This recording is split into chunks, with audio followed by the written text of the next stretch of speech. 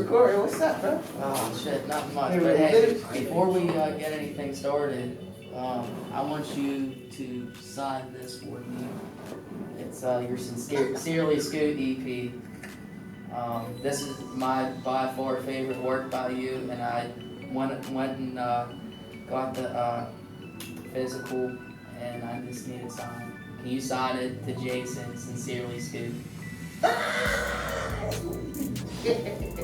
Please. Oh man, you really like this shit? Man, it's your best work in my opinion. It's 5 songs. Man, those 5 songs hit. It's just, like I said, it's a piece of art. Man, right, it's not these others. Man, that makes it better.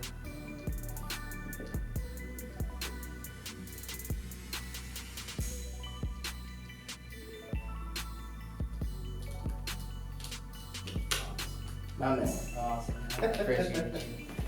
Appreciate you more, man. So what's up, man? Oh man.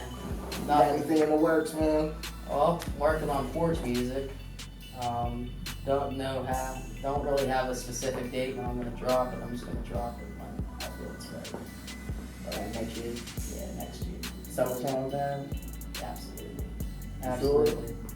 So Absolutely. the big boys dropping in the summer, man. That's what we're trying to do. Summertime, maybe late summer, who knows, maybe early spring. It all depends when I feel it's time. Get your shit together, have your shit together, come right. Absolutely. Absolutely. So what's up, man? When did Founders Hall drop? November 7th, 2014 on thatpiff.com, and you can still go there to this day and listen to it. Was you talking? No, I was 21. I was hitting the bars and all that shit. That's crazy because when I was at Founders Hall, it wasn't even called Founders Hall. No, it was North Hall. North Hall, yeah. Oh yeah, shit. Yeah.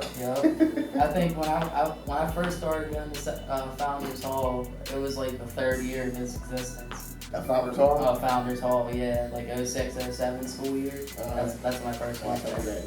Yeah. So, what made you name it Founders Hall? What is the importance of what the fuck is Founders Hall to you? Where it all began. It's just the school. Where it all began. What began, bro? Just everything. Like what? It was everything. Like that's where I met all my best friends in high school. Granted, we don't really talk as much as we like to, but you know, that's where I met everybody. You still fuck with him? Yeah, absolutely. When did it come out? It should came out. You know, schedules and time didn't line up. Yeah. But that's where it just all began. It just all clicked and like. That's when you started rapping. No. I didn't rap. Actually, I didn't I didn't write my first rhyme until 2008. So like that was like when I was in Keysburg High School. That's when I first wrote. You graduated from Pittsburgh High School? No, I actually graduated from West Mifflin. I transferred over to West Mifflin in 9th grade year. Oh, okay. Alright. But Founders Hall was like, I don't know, it's like a staple, like where it all began. Like where I met everybody, when I got into like rap heavy, like I mean I was into rap, but like not like I was before I hit there. Like it's just. So who was you listening to in Founders Hall? Well, Eminem, that I got introduced that's to. your boy. It is my boy, but enough of him. I got into a lot of different rap. That's when I started like really fucking with Jeezy. Yeah. Man, I got to wear the Snowman shirt at Founders Hall. They sent me home. Yeah. We got some in high school. So you said this came out in 2014. Yup. So in that year, on a scale from 1 to 10, how lyrically playing do you think you were? Or on a scale from like Solo Bang to Nas? Solo Bang to Nas. How about we just go from a scale of 1 to 10? Does that work better? Lyrically, I mean, I look at this as a monumental like stepping stone. So I'd have to say, I mean, I wasn't the best back then. I'll admit it. Probably, I'll give myself 5 out of 10. So this was like a learning process. Absolutely, it was a learning process. Learn how to like get in contact with other artists, management. I did it all on my own. I had no one help production. So, you know, I didn't get no free features or nothing like that. I just, you know, I had to pay for everything. Like every feature on there I paid for except for, you know, my boys, Trauma, Jay Cron, and Suicide. B? Yeah, baby. Man. Yeah. It worth it. Absolutely. At the time, B was like. Oh, absolutely, it was worth it. Yeah, For what he did, for me and everything, I'll just say, yeah, absolutely. He was Elvis in the Valley at the time. Man. Absolutely. You know, he gave, personally, I mean, in my opinion, and if you probably ask him to this day, that's probably the hardest verse he ever gave anybody. Yeah, he says that? Absolutely. I believe he told me a story one time where he told me, like, Maya heard the song and he said, why would you go so hard on someone else's shit like that? Yeah, his verse was on. Oh, man, yeah, absolutely. He could tell he spent some time with it. Oh, absolutely. Your honest opinion, Okay. do you feel like this project aged well? Looking back, yeah, I believe so. I mean, it's 5 years since it came out. I mean, Do you think it still sounds the same and still has the same vibe as when you dropped it? absolutely, Yeah. absolutely. Because also, like, you listen to that and you listen to, like, my other projects that I've recently dropped, not only you see, like, I came out of the fucking park swinging. I literally came out swinging. Who were you like influenced by Back then, Locally? locally, B White, absolutely. Yeah, I know. Absolutely inspired by B White, I'll definitely say. Originally, you know, here's a fun fact. Originally, I wanted the whole trap illustrated on Founders Hall. Oh, yeah. I wanted Monk, I wanted Beasley, I wanted Kizzle, I wanted Hardo. I had Hardo and I had Black Breaking it Jack. back for all that. Right, but I had Hardo and I had Blackjack, but Beasley and Kizzle, they got locked up. Actually, Kizzle was supposed to be on Out of Line. Oh, really? I was gonna send him the beat, like I was, you know, I was in process of talking to him, and then like all of a sudden, like the messages stopped, and then I saw like, yeah, he got caught, or he got arrested, I should say.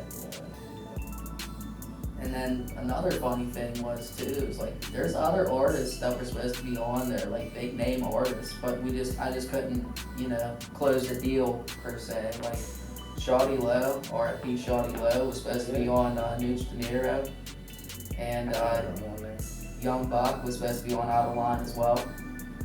Young Buck, I hit up Young Buck because that's when like G-Unit was coming back, you know what I mean? They were dropping like too much money. You know, I only had so much money. I had about like I did the math. I probably invested like $4,000 in the Founders Hall.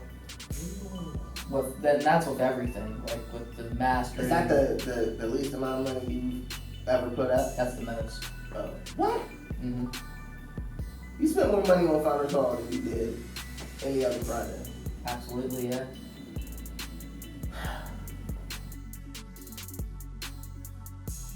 Who did your artwork? Super funny. My boy Sean's girlfriend, Shawnee L's girlfriend, Kaylee.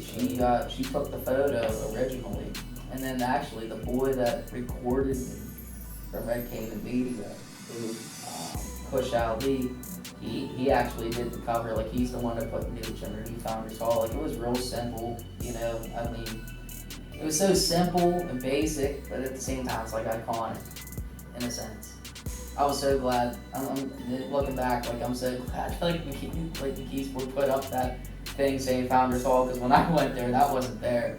Yeah, I wasn't there when That was recently. Is the bell still there? What bell? There's a bell in front of Founders Hall. North Hall. I don't know. It's like a Liberty Bell. I don't know. I haven't been That's down how old I'm showing my age now. I haven't been down there in a minute. I think it's still right on my daughter after.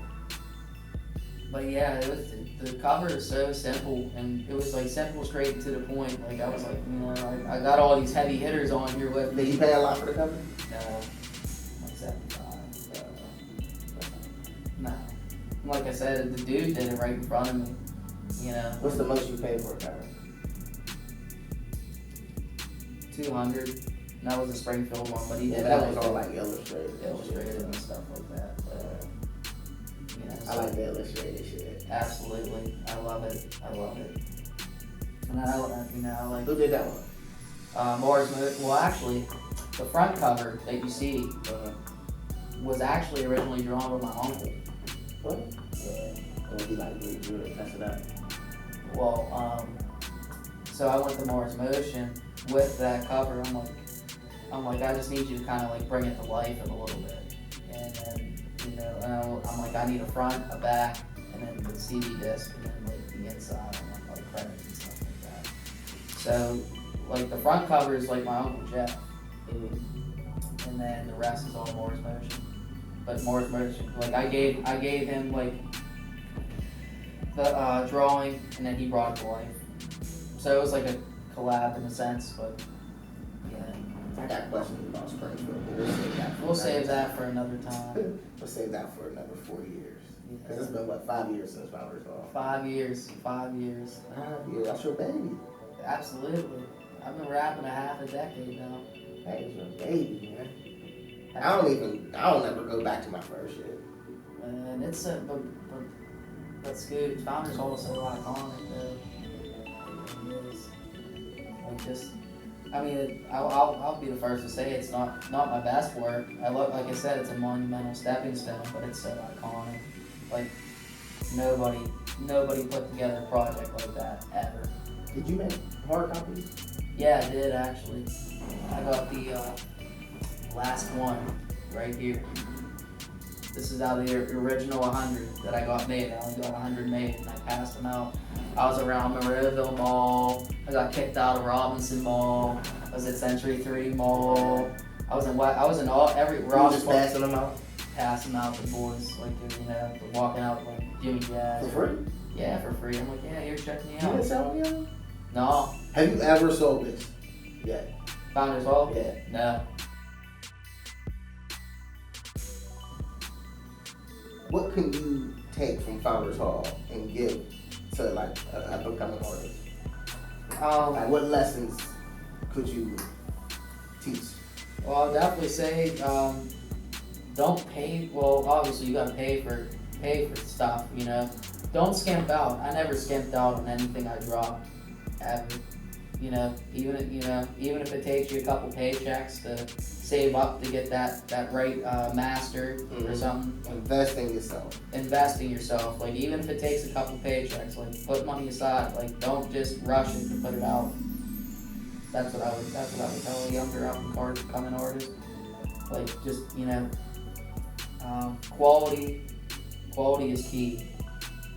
Quality is key. Yes, I was telling people that for years. I would never want to go to Joe Schmo's studio and then have Joe Schmo mix and master it all at the same time and then put it out like within a week. Like I know some boys do that. And some people are good. And sometimes that works, but for me, but you like for somebody to like sit back and really take hours into right. So wait, you got any closing words you want to give to the people? And yeah, I mean, words of wisdom. Words of wisdom. Like I said, just you know, it's a business. Music's fun and everything. It's a business.